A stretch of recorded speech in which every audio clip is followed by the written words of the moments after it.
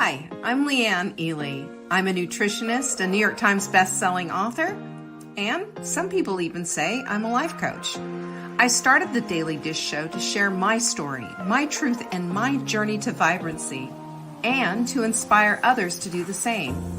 Because it's all about grit, perseverance, and finding a way despite the odds.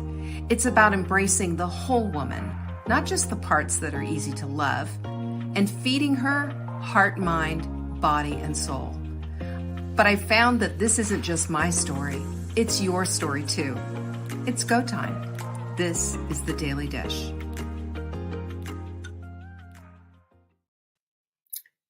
Hello! Welcome back! I guess I'm kind of cut off at the top there. There you go. You can see the full bloom behind me. Hello, everybody. I'm so glad you're here. Patsy, outside walking? Way to do it, sister. That's the way it's done. You know, it's Tuesday, and you know what that means. It is Transformational Tip Tuesday. There's my girl, Jocelyn. So good to have you here. Trisha, I'm delighted to see you, too. And I'm delighted that all of you are joining me today, whether you are on Facebook or YouTube. And so occasionally we'll do a little TikTok there, too. But I just want to personally say thank you for showing up. Carol, it's delightful to see you. Rebecca, I'm glad to have you here again. And there's our Martha. You want to hear about my trip? She says. Rebecca wants to hear about my trip. So, all right, well, I'll give you the goods. So here's the lowdown. And we're going to kind of work today's show into some of the lessons that were learned. Let me just say my experience file is brimming. So this was my third tournament. And after the first day was with my girlfriend, Pam. And Pam and I played together before. We played in a tournament here and what have you. And she felt a little overwhelmed by it. Hi, Laura. She felt a little overwhelmed by it and everything. And I was just, you know, it's all going to be good. But, you know, also going against us was, it was incredibly cold, and for Florida too. Come on, y'all. And there was lots of wind. So you would, you know, there was no lobbing in that game. You lobbed, you were done, because that ball would go over, you know, and go over to the next state or into the ocean, whatever. So that was crazy. That was the first day that we played women's, and we did not do well in that one at all.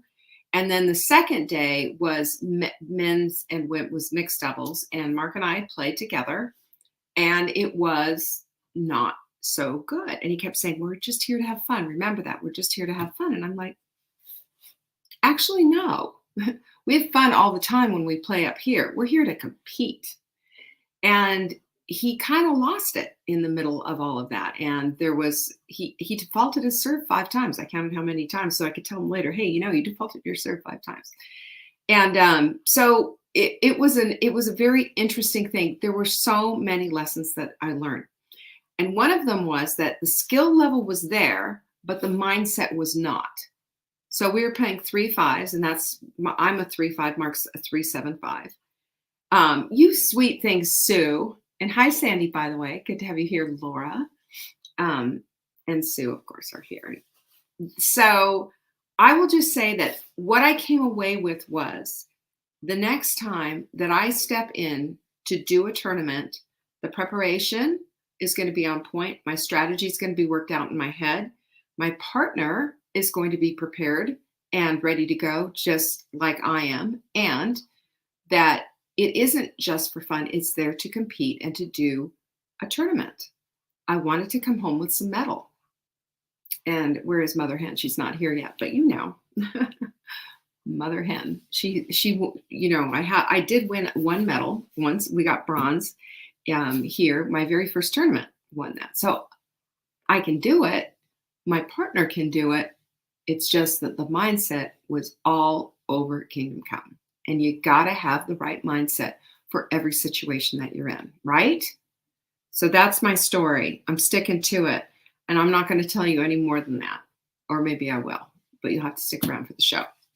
So what is the special of the week, you ask? Well, beauty support is. Y'all, we haven't had this one forever and ever, amen.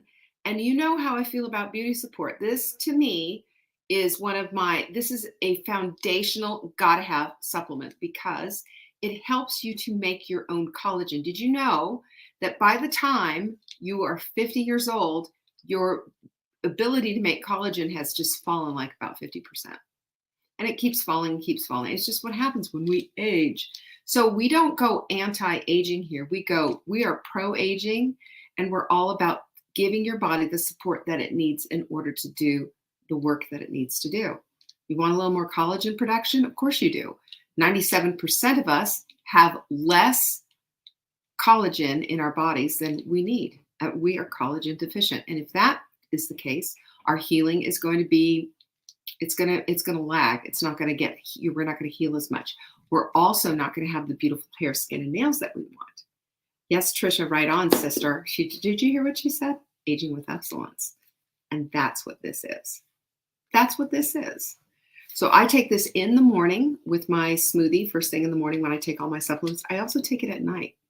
I am doubling down on I need all the help I can get. At my age, girlfriends, you betcha. Plus what it does for your joints is spectacular. And it also helps healing. I've got Mark taking 2 in the morning, 2 at night. Got to heal that shoulder, baby. He's got that shoulder issue. So listen, have you seen the, let me give you the quote of the week. It's a doozy. Every block of stone has a statue inside it, and it is the task of the sculptor to discover it. I saw the angel in the marble, and I carved until I set him free. He's also been credited with saying, I created a vision of David in my head and in my mind and simply carved away everything that wasn't David. I kind of like that one better.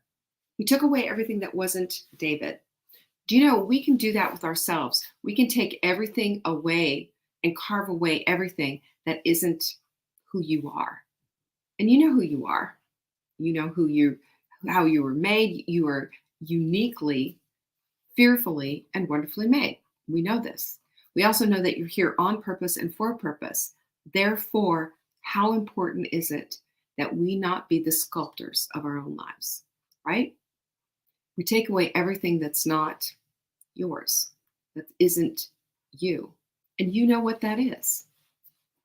You are stuck on a plane in Hawaii? Well, Jeanette, I'm glad you got your earbuds on and that you're listening to the show. So I will also tell you too that one of the things that has been an incredible tool for helping people get off the craving bandwagon and out of that negative loop is our L-glutamine. You can find that at savingdinner.com/LG to get your L-glutamine. We have a ton of it right now. And I'm going to tell you, is one of the biggest needle movers in my life and in a lot of people's lives to keep cravings at bay. You have control of your cravings. You have control of what is on the end of your fork, period. Okay, so we have that. And the beauty support is buy 3, get 1 free. And you can find that at savingdinner.com/show. We will be sending out an email about this, by the way. We will, because beauty support is, we have a good amount. I want to make sure that you get this because when we have a special like this, we have a special buy. You got to take advantage of it and stock up. This is the stuff. Hello, Linda. And Jeanette, you know what? Even if you're on an airplane, she tuned in. What does that tell you? So today we're going to be talking about getting unstuck. Jeanette, she says she's stuck on a plane. Well, since you mentioned it, let's talk about being stuck. It's kind of a short show, but some good stuff to drop in your journal to kind of prompt you to start thinking about things. Remember, I use my journals all the time. This is mine, my 2023 journal. And I said on the outside, building the life I desire daily. And inside it, I always open with a quote. I open with, something that I am statement that is just, that lights me up and makes me think about what it is that I want and what I'm trying to do. And, I write a lot in my journals, and getting the stuff that's in your head into your journal is one of the most therapeutic ways to deal with all the stuff. And secondarily, it's also a way for you to capture the stirrings of your heart. We all have them. We're humans, right? Right. So let's talk about being stuck, because stuck is a thing. And I hear it all the time. "Oh, I'm just stuck. I'm stuck. I can't move. I can't go." I mean, Jeanette is legitimately stuck on a plane in Hawaii. We know what that is. I've been on the tarmac before for hours. One time for 4 hours. Oh, it was awful. And the worst part was I was sitting right next to the bathroom, so all I could hear was flush, flush, flush.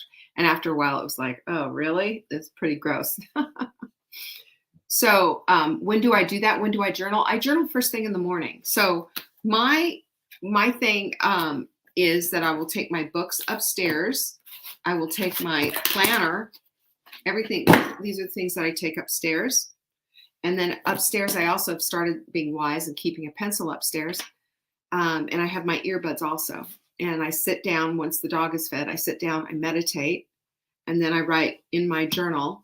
And I go through my planner and start planning out my day. It's just, this is the way to start your day well.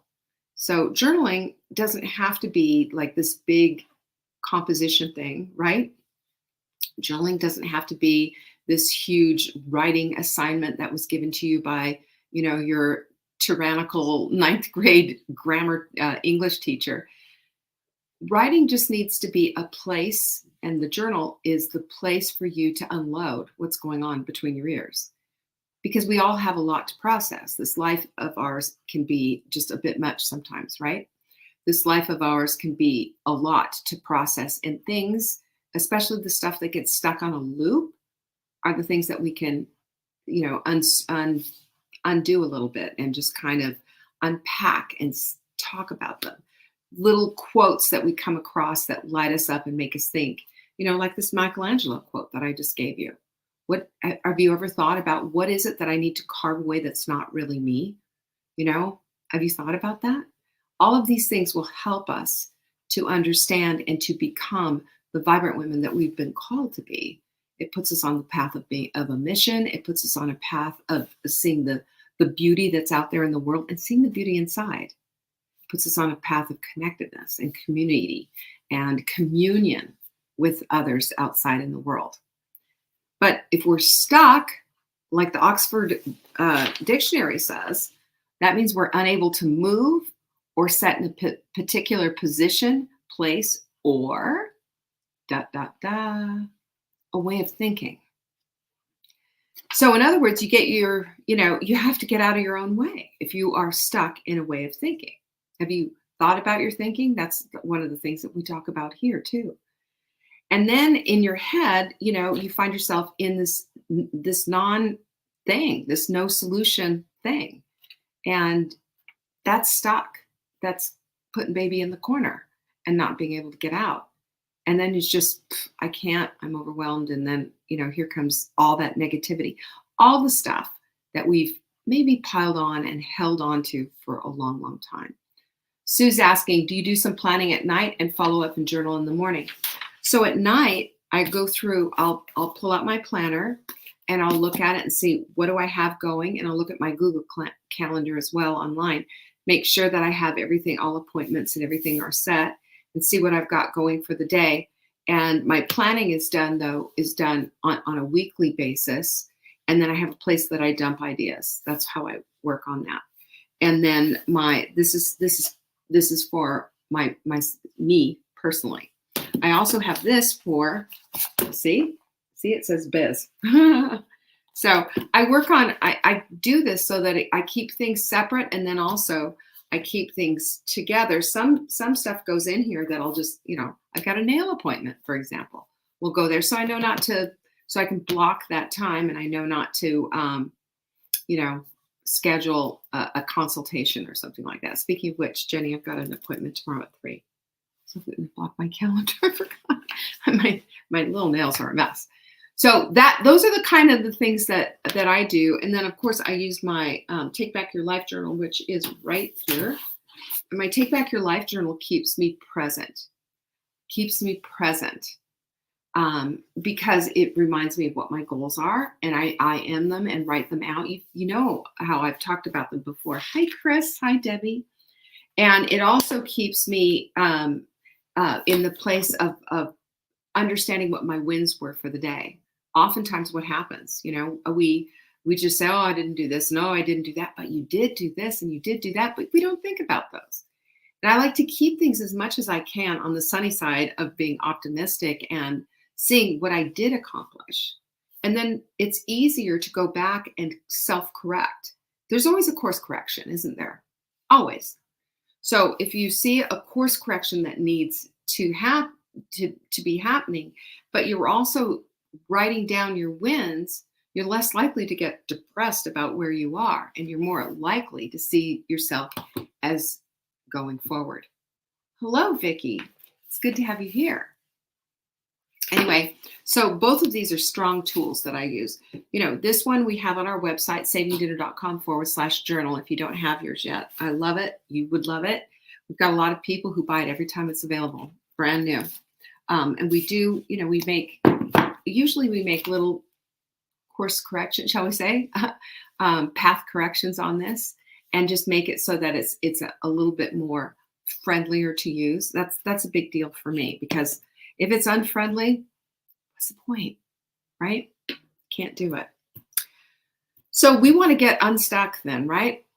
I don't know of a single person in this world who hasn't been in the place of feeling stuck. It's just like, oh, there's nothing I can do. There is nothing you can do.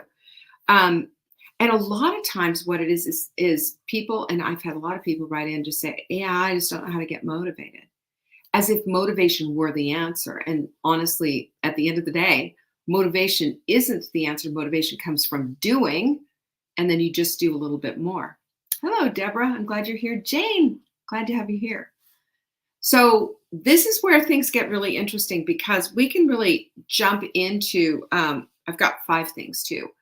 5 things that will really make a difference and help to move the needle in your life and get you away from this stuck feeling, because nobody wants to be stuck.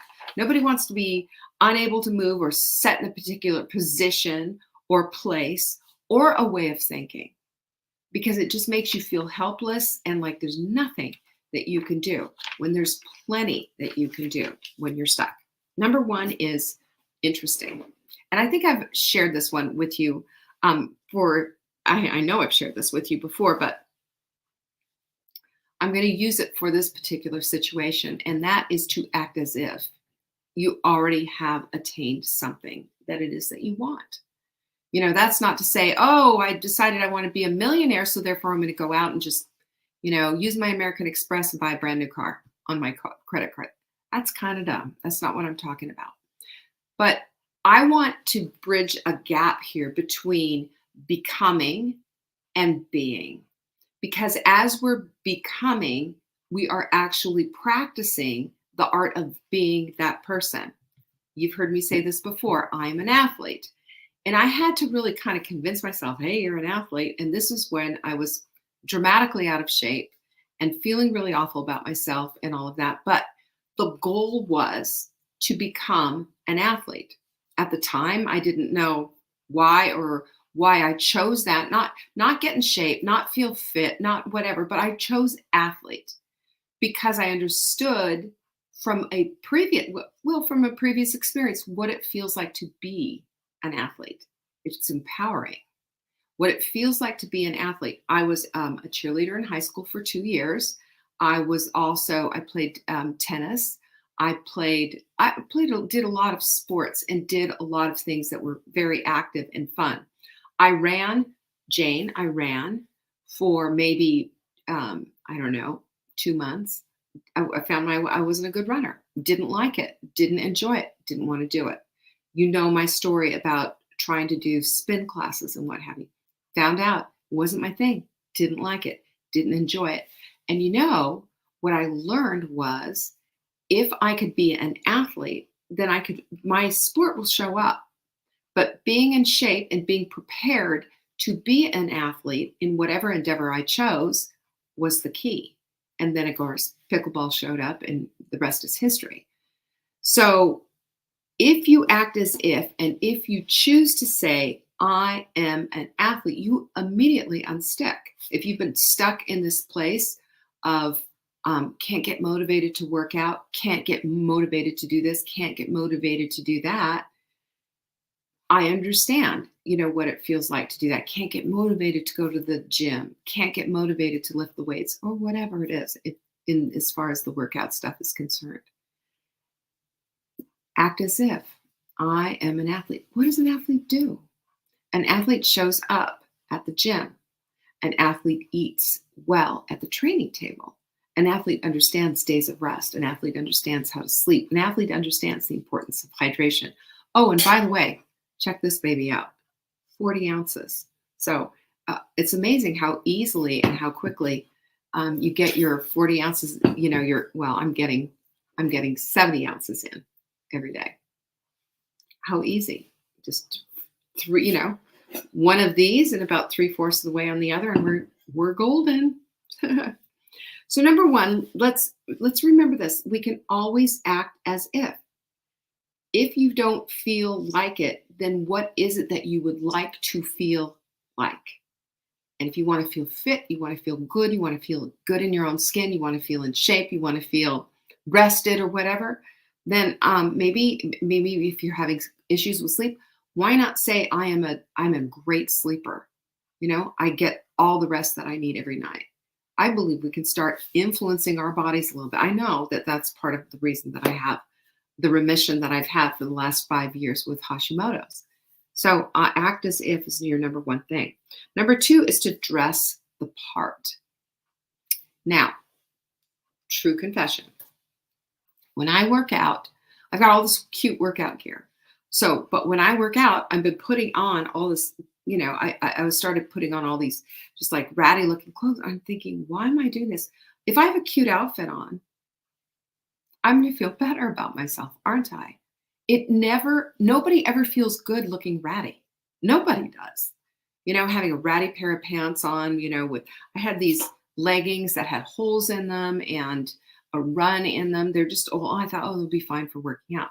And I'm thinking, well, what about all this cute workout stuff that I spent some money on? And I bought I bought it on sale because I just was like, I'm not going to pay that for this. But I did buy some Peloton gear. And it was my identification process because this is one of the needle movers for any person, any woman. To become what it is that we want, we need to identify with it first. So when you're dressing the part, you're identifying with that thing that you're trying to attain. And you're also stepping away from the thing that's keeping you stuck. Of course, you're stuck if you are, and I'm using this athlete stuff as my main example because this is a lived experience. So dressing the part was really important. Matching leggings and a matching top. What a concept. It made me feel better. It made me feel like I am, showing up. I remember when I first started playing pickleball last year, and Mark said to me, why are you buying all that stuff? I had a pickleball bag. He said, why are you buying that? And I said, well, one, because it was like a $20-something bag I got off of Amazon. And they're kind of look like backpacks and they're kind of teardrop shaped, but they also have a hook on them and there's a fence, on the pickleball courts. And so there's a hook. I can hang it on the fence. I don't want to put it on the ground and get it dirty. I want to keep that bag always packed. So it made sense for me and it made me feel like I'm a player, even though I just started. You see what I'm going with all of this? If you dress the part, then you're going to act as if too. So these two things really go hand in hand. And, whether it's full on Peloton gear or full on whatever it is that you want, get the proper shoes too. The other thing that drives me crazy that I see out on the courts is women showing up with the wrong shoes. I mean, all that lateral movement, I have the right shoes. You need that stability. That's right. Vanessa said, and hi, Vanessa, by the way, glad to see you. She said, you're all in. And that's the telltale sign. Yes, you're all in. Of course, you're all in. You're all in. It shows that you are stepping into and becoming this person. To become is to be, and to be is to become. They both work hand in hand. Number three is to ask great questions. Okay, I've got two parts to number three. Ask great questions. What would I do if I felt motivated to work out? What would I feel like? What would I feel like after I worked out? What is it about working out that's so important? Why do I want this so badly? Why do I want to be an athlete? You start asking those questions. And by the way, there you go, $1 at the dollar store, and start writing that stuff out there and start asking yourself all these questions. Get into it. Get into it. I can't think of a bigger needle mover than really using this journal and really asking these deep questions. Because what we'll do is it's all surface stuff. What we oftentimes do is, I just don't feel like I'm just not motivated. I don't know what's wrong with me. Why can't I get motivated? What's the, and then it stops there. And we're just like, me, like this with our friends. And then, we get frustrated with ourselves and we think, oh, I'm doomed. I'm always going to be blah, blah, blah. And that doesn't help at all, because it never dives deep enough into the meaning of the thing that we want. And that's why we stay stuck. Unsticking means that we're going to have to go just a little bit deeper. You ever gardened and you got some big ass, hairy, huge weed in your garden and you're pulling it out and you're pulling it out and boo, you pull it and you break it off at the taproot, right? Have you ever had that happen? I can't remember what the name of those things are, but I've done my fair share of gardening and it's so frustrating. So what do? You have to go get your little trowel and you're digging and digging and digging to get that whole root out, because if you don't pull the whole thing out, you don't get it all done. It's the same kind of thing, We have to go deep in order to excavate the thing that we want and the things that we don't want. We're carving out everything that's not David. That's what we're doing. And that will unstick us because we're staying true to the vision that we have for ourselves, that vibrant vision that we have for ourselves, the type of women that we want to do for ourselves. That's a good one, Trisha. She says when little girls start ballet, their mamas give them the tutus, the dance bag, and those littles are told they are ballerinas. Why don't we do that for ourselves? Exactly. And I will tell you, the answer to that is so often we're the bottom of the list. We're on the bottom. And I say, if you make yourself a priority and put self-care right up there at the top, you'll be amazed at how many things you can fit into your life. We can do so much more when we take care of ourselves from the beginning. Amen? I got some pinkies up on that one. The second part of this thing, too, is to question your thoughts. What kind of thoughts are you having? Do you question your thoughts? Is this really true? Now, when I first heard this, and I don't even remember, I don't remember half the place I take all of this stuff out. But how often do we question, is this even true? Is this true about me? Well, or I hear women say, and I've heard this and I've seen it put in comments here on my show, and that one is, I'm just lazy. Is that even true? Or is it you just haven't figured it out yet? That's the thing I want you to start asking yourself these questions.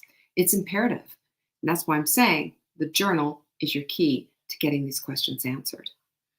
So question your thoughts, and 2, ask great questions. Okay? Use your journal. Number 4, forget about MacGyver.